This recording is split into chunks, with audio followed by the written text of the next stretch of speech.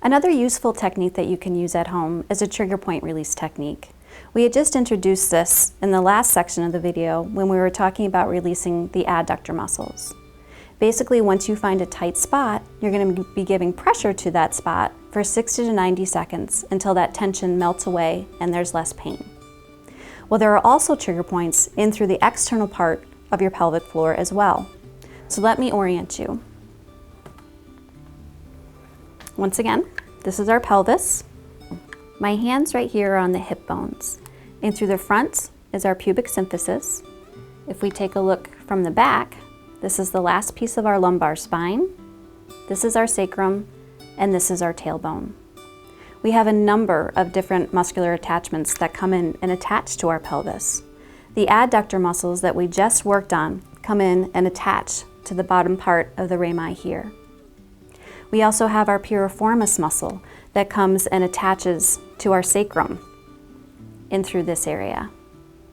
We also have our gluteal muscles that are also going to be right in this pelvic area. So it's going to be important that we work on trigger point release and stretches so that there is less input from these muscles to help to unwind the pelvic floor. There are also trigger points that are on the external pelvic floor that we can get to and achieve a good release. If we take a look from the outside, we have what's called our urogenital triangle. So if we take a look from the top, we have our ischiocavernosus in through here, our bulbospongiosus in through here, and our transverse perineal muscles in through here. We can actually use different size balls in order to achieve a trigger point release to these external pelvic floor muscles to help to decrease tension there. We'll start off with the use of a 4-inch ball. So for a trigger point release, we're going to want to start with the largest ball, which is a 4-inch ball. Once you find that you're able to achieve a good release and you don't have a lot of pain with a 4-inch ball, then we can start to go to a 2-inch ball and then even to a 1-inch ball in order to achieve further and further release of this musculature. So first what you're going to do is locate your transverse perineal muscle with the ball. So the best way to do that is to place the ball right at your sits bones and then roll it towards the middle a little bit. And you'll find that you're right on that transverse perineum, which is just underneath the opening to the vaginal canal. From that position, if you are sitting on the ball, then you can achieve a really good trigger point release from this position. Some cueing and some guided imagery for this would be to imagine that your muscles are melting over the ball, that you want the ball to sink in so that it reaches that sits bone. You would hold that pressure for 60 to 90 seconds until you feel a release. If you have pudendal neuralgia and you have increased pain that starts to go down your leg or increased pain at that region, get off the ball because that's not going to serve your purpose. Ideally, what should happen with a trigger point release is that initially there is discomfort because it's tight there, but then over the 60 to 90 seconds, that pain will start to subside and go away. For this next section, what I'm going to have you do is you're going to sit in a chair at home that is firm and ideally has some armrests to it. And then you'll take the ball, the largest one to start with, and you're going to place it underneath your right sits bone. As you're placing it underneath the right sits bone, you're going to have pressure with your hands on the arm handles so you're not sitting directly on the ball. And then you're going to ease yourself down onto the ball to give gentle pressure. From this position, you're going to hold it for 60 to 90 seconds, allowing those muscles to relax over the ball. What you should be feeling is melting tension. It should feel like a pad of butter that is melting underneath the ball, allowing the ball to sink deeper towards your sits bone.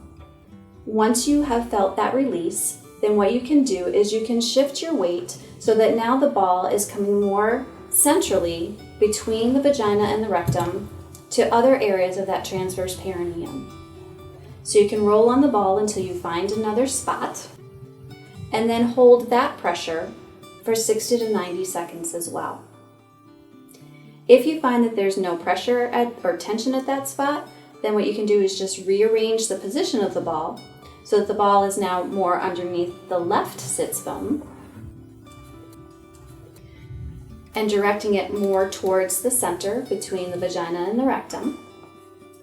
Seeing if you can find an area of tension there, easing yourself down onto the ball and allowing for that muscular relaxation. Hold this position again for 60 to 90 seconds until you feel that tension melt away. Once you are able to use this size ball with low to no pain, then you'd want to progress to a tennis ball. When you're able to use the tennis ball with low to no pain for the trigger point release, then you can go to a racquetball. In terms of firmness and texture of the balls, you'd want to find a ball that is air-filled that has a little give to it. We always want to make sure that we're flying under the radar. We never want to have a ball that's going to be too firm in this very sensitive area, as that will raise the red flags and create more pelvic tension. Remember, the idea here is pelvic floor relaxation. We actually make these balls available on our website. Once you've completed the trigger point release for the external pelvic floor musculature, you can also use the same ball that you've been using in order to release trigger points in through the buttocks area. So what you'll do is you'll go ahead and take the ball and place it underneath your buttocks. And you'll find that when your pressure is on the ball, that it might be a slightly awkward position, but that's okay because we're really trying to find the spot that recreates your pain. Once you have found that spot, then you're going to just rest your pressure over the ball, allowing the muscles to release. You'll hold this for 60 to 90 seconds until you feel the muscles melt away, decrease pain, and then you can move on to another spot. Next, I'm going to show you a different position that you can perform the trigger point release in. Remember, we're trying to target the areas of the buttocks, which is going to include the gluteus maximus in through here, your piriformis muscle, as well as your gluteus medius. So understanding that you have these different muscle groups, know that you can target your pressure with the way that you angle yourself against the wall for these particular trigger point releases. So what you're going to do is you're going to take the ball and you're going to place it on the wall, and you're going to find a spot in through that gluteus maximus muscle to see if you can find an area of tension. Once you have found that area of tension, then you're just going to lean your body weight into the ball in order to allow that to release.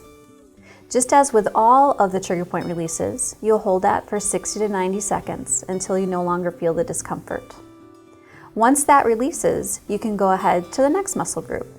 So we can go to the piriformis muscle, where you might just need to angle yourself more towards the side because of where that particular muscle runs. Once again, you could go up and down on the ball to find the spot. You can also rotate side to side just to find the spot of tension that creates your pain. Once you have located that spot, go ahead and lean your body weight into the ball to allow for that muscular release. One of the other spots that you can go to is the gluteus medius. So you're just going to move the ball a little bit higher and angle yourself a little bit more sideways so that you can really get to that particular muscle group. So once again, you can kind of move the ball on the wall until you find that area of tension. Once you have found that area of tension, leaning into the ball to get that release.